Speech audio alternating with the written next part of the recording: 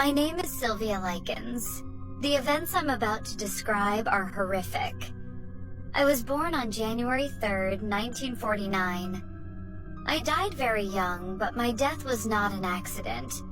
It was a tragedy that occurred in a home where I was supposed to feel safe, but I didn't. My murder remains one of the worst cases ever recorded in Indiana's history. I had a good upbringing with my parents until I went to Gertrude Banisowski's house. I was the third oldest of 5 children. My parents, Lester and Betty Likens, worked extremely hard in the carnival business, trying to provide for my siblings and me. Sometimes my siblings and I would be cared for by relatives, friends of my parents, or other guardians while they were on the carnival circuit selling food.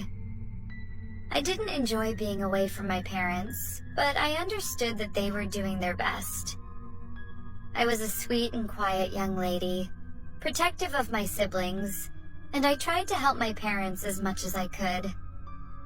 I did my chores, enjoyed roller skating, and my family frequently attended church for spiritual reasons. I also wrote my thoughts in a diary that I treasured.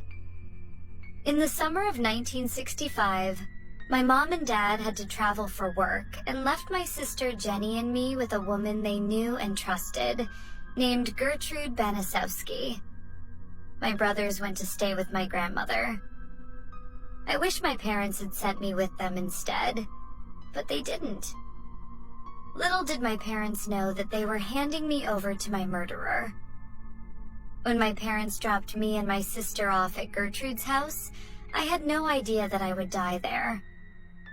I didn't realize how cruel the world could be, but I learned that lesson the hard way from Gertrude. What I experienced there was utterly horrific. Initially, things seemed okay, but that didn't last. My parents sent money every week for our care. However, one day, when the money was late, Gertrude Banisowski began to change. She became increasingly mean, strict, and uncaring. She started calling me names, hitting me, and spreading lies about me to her children. She even called me dirty, which I wasn't. As their mother, Gertrude had her children believe her. Though she was frail, she often encouraged her children to carry out the physical abuse. Eventually, the kids joined in on the abuse. They hit me, burned me with cigarettes, forced me to take my clothes off, and called me horrible names. Everyone mocked and ridiculed me. I was devastated and horrified.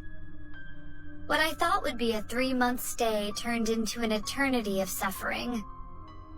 Gertrude told one of the neighborhood kids carved the words, "I'm a prostitute and proud of it," into my skin with a hot needle. The pain was excruciating. I just wanted my parents back. Why was this happening to me? What had I done to deserve such cruelty? I was only 16, just a young girl.